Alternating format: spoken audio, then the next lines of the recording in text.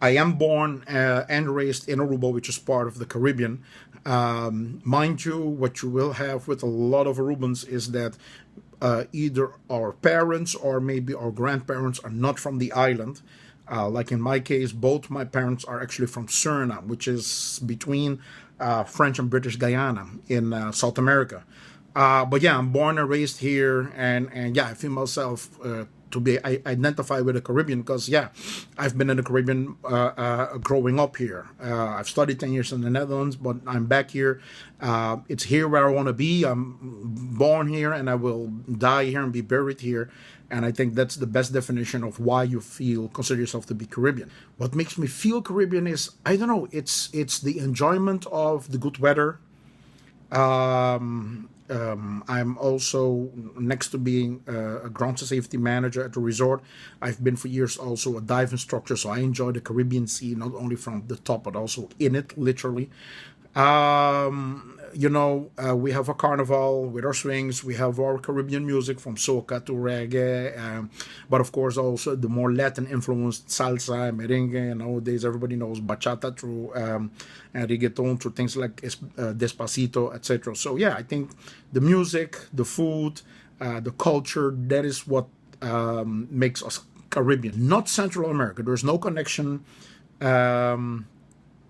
For at least Aruba or the ABC Islands, Aruba and Curacao, with Central America. South America, in a certain way, my generation, I'm born in 1967, I'm now 50 years old, we have a connection, maybe not with South America, but at least with Venezuela. Venezuela is, the nearest point is 19 miles to the south of us.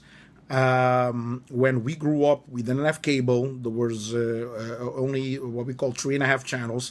We have Channel 13, our own local TV station, Teleruba, and there were 2.5 channels. I say half because Channel 7, VTV, which still exists, Venezolana de Televisión, was only accessible via, on a good day. And further, Channel 10, Radio Caracas Televisión, RCTV, and Channel 12, Venevisión. So we grew up with a certain connection with Venezuela. So I'm not saying identify, but yeah, we have a connection between at least Aruba and Venezuela also. And Dutch, well, in my case, my native language, my number one language is not the local language, Papiamento, but it is Dutch, actually. My parents are from Suriname, ex-Dutch colony. When they came actually to Curacao, later to Aruba, where we were born, they chose to speak Dutch with us since back then, or still, the language of instruction in school is Dutch. So when I'm with my brothers, I speak Dutch, but when I'm with everybody else, you speak Papiamento, usually here on the island. I've lived 10 years in the Netherlands. I might not consider myself or identify myself as Dutch, although I like the Dutch soccer team, and there are certain Dutch things I will like. But identify as Dutch is maybe too far. We're still part of the Dutch kingdom. King Willem-Alexander and Maxima are king and queen.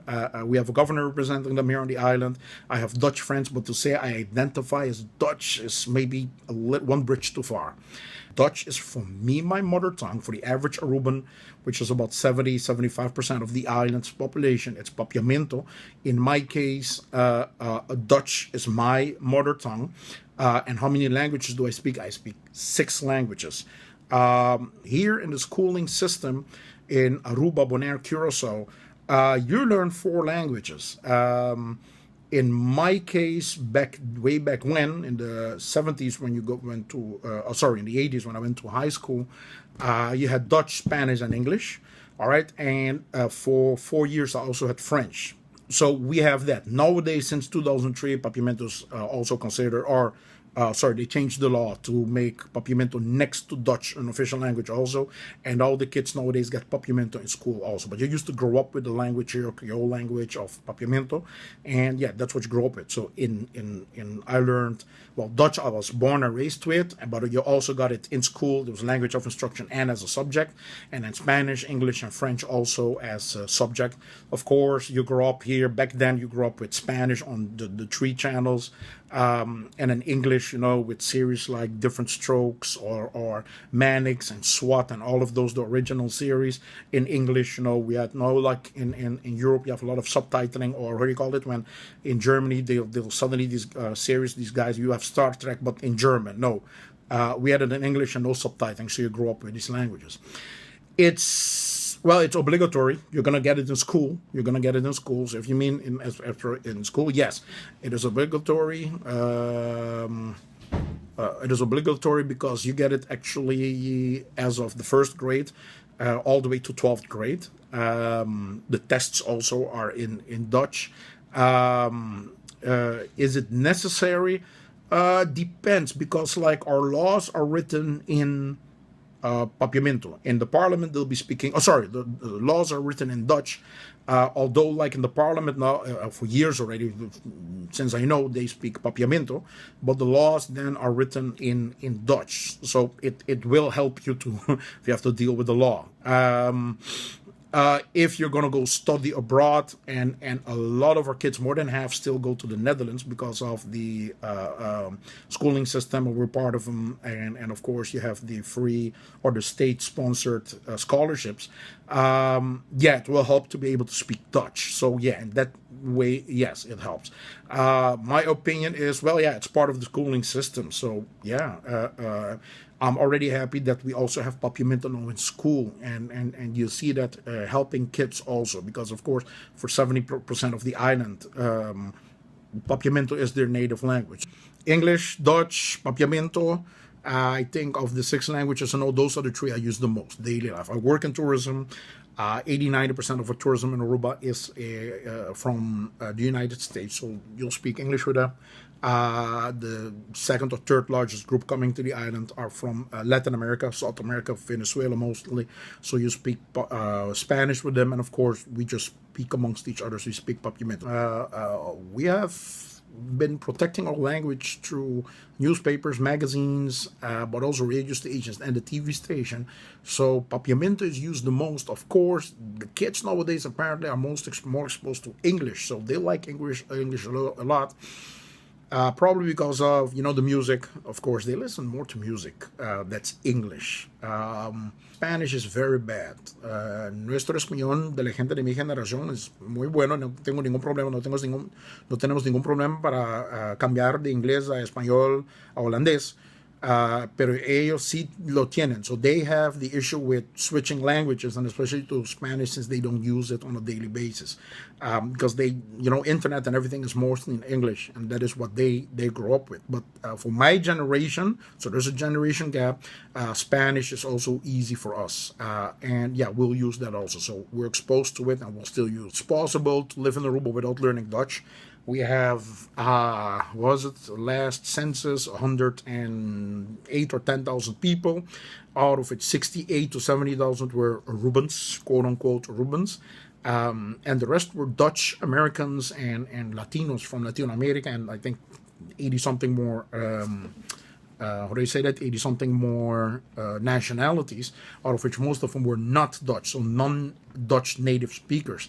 And we have, I think, 4,000 plus Americans living here that will never be able to learn Dutch. It's not an easy language to learn. Latinos who definitely will not be able to learn Dutch, or at least it's very difficult for them. And who live here a full life without a problem, get their kids, and the kids go to school, learn Dutch, and they themselves don't learn Dutch. And, so, yeah. Are there benefits in it? I guess there's always a benefit in learning Dutch on a Dutch island. But depends. I mean, if you stay away from Dutch news media and you don't listen to the Dutch music, and you stay away from having trouble with the law, you don't need Dutch that much. So it depends on who you ask. We love our native language. But a lot of people, because of my generation, it's only since 2003, protected by law, being official language next to Dutch. So in that sense, people love Papiamento. But there's still a big discussion about, is it a language or is it a dialect? And a lot of people I mean, before 2003, you didn't get it in school. So a lot of people never learned about that language or language in general. So people don't even know the difference between what is a language or a dialect. The people say it's a dialect. When you ask them, give me the definition of a dialect, they don't know what they're talking about. But yeah, we have a lot of people still that are like, why do we need Papiamento, Dutch? We go to the Netherlands and part of the Dutch kingdom, and so on and so on. And we've seen it. I've seen it in Suriname, where Sranang Tonga is not even an official language, and everything there happens still in Dutch. Although the language that everybody speaks, the lingua franca, there is Sranang Tonga, just like here. The lingua franca is Papiamento.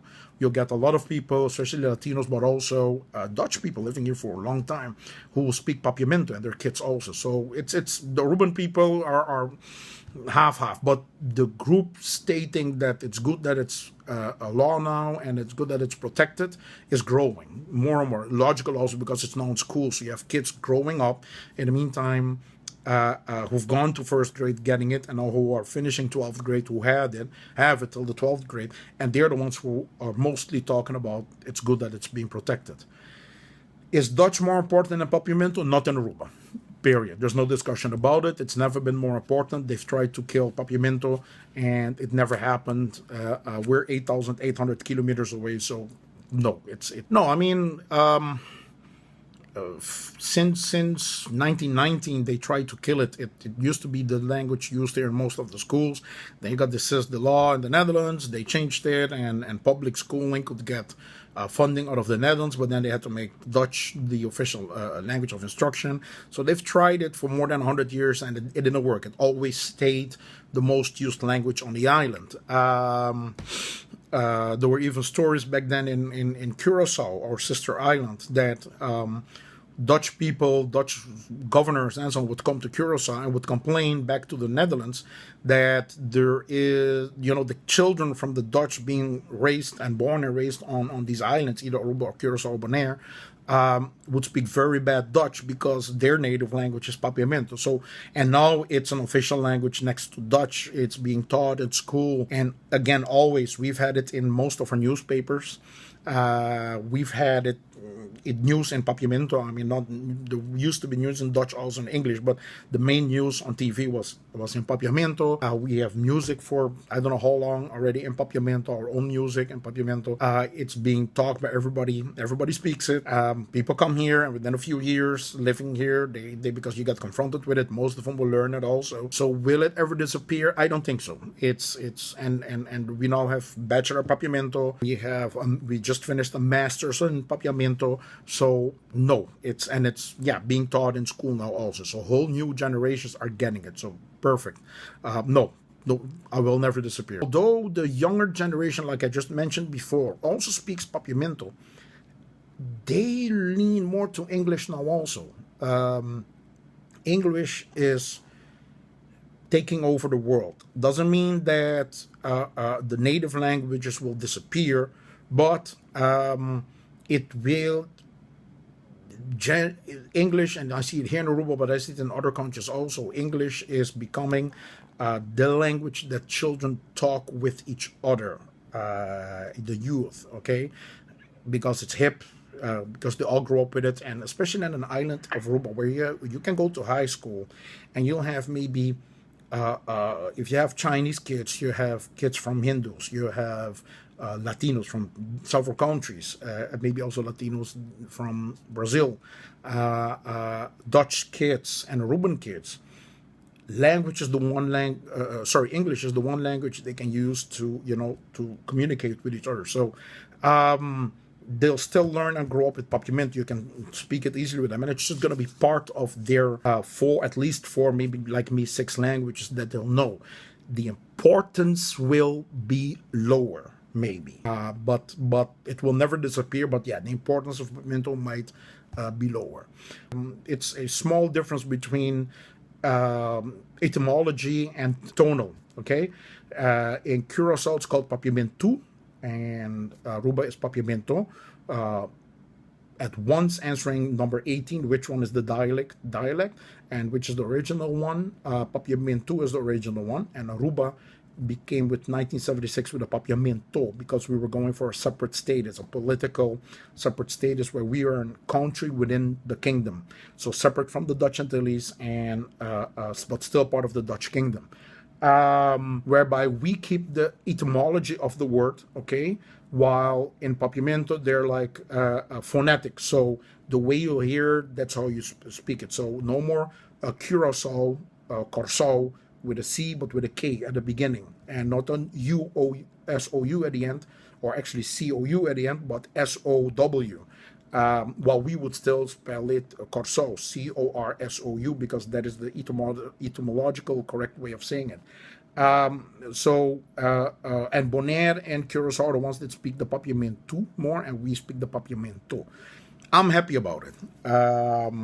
We had issues with that so-called Dutch Antilles Parliament, where they had 21 seats divided over the 6 islands, but Curacao had 11 of the 21 seats. So what Curacao wants, Curacao gets. And they abused it to I don't want to say keep us down, but yeah, they literally would take our money. If at the end of the year the Aruban government would have money left, the Curacao government would take it and use it to plug their own holes of their budget and so on. There are many stories known of, let's say, like the first, how do I say that, lights for, street lights, or certain things. Oh no, example, we're supposed to get, Aruba ordered new boards for in the classroom, for teachers to write on. And the central warehouse was in Curacao, so they went there and they used our boards in their school and sent us their old boards. This happened in the 70s. Just to give you one of the few ideas. So that's why we wanted a separate status. I remember now we got it in January 1st, 1986, and I remember in 2001, 15 years of status apart, a separate status. The Central Bank of Aruba and the Central Bank of the Dutch Antilles, what was left of the Dutch Antilles, the 5 other islands, they did a research and investigation and to check on the effects of the separate status. And they noticed their numbers came out to this. Aruba's economy in those 15 years had, if I remember well, tripled in size in those 15 years. While the Curaçao's economy in those 15 years had shrunk by, if it's not 42, might have been 48%. Okay, it's just to show you the effect of not being, for lack of a better word, abused by Curacao, and we were free to do whatever we wanted with our money and reinvest it in the island. And we had a refinery still back then. We had a growing tourism economy, also second pillar of the economy. So yeah, we were growing very quickly while Curacao was going down in many aspects. That's why also, since that's when the Dutch Antilles started with, okay, we need our separate status also, at least Curacao and St. Martin. So since 10 October 2010, there's no Dutch Antilles anymore. Curacao, St. Martin got their separate status, and then I think Bonaire, Saba, and Statia, they got their, they became part, I think, across the ocean Dutch territory or something like that. I know if I now need to go to Bonaire and need my passport because I'm actually flying into the Netherlands, to put it like that. So yeah, at least the Aruban government, yes, they are taking actions to conserve Papiamento, and of course introducing it in school as a, maybe not language of instruction, but at least a language of as a subject.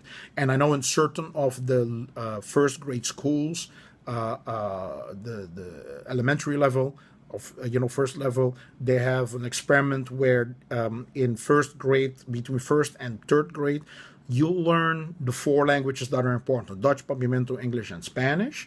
You learn that, and in a playful way. And as a 4th grade, they'll slowly but surely slide over to Dutch as the language of instruction. Now you have a better understanding of Dutch. And the experiment has been going on also, I think, for 10 years already. And we still need to wait a couple of years to see the positive effects, if any, but I think it's very positive. From kids that I know that do it are better, well-versed in all 4 languages than what it used to be before. Written is still in Dutch because, of course, we're still part of the Dutch kingdom, although they're doing it nowadays in Dutch and Papiamento. It used to be in Dutch only, so, but now it's in Dutch and Papiamento. But yeah, when they talk, interviews and so on, or discuss things in the parliament and in the council of ministers, it's all still in Papiamento. That is our native language. That's what it will always be.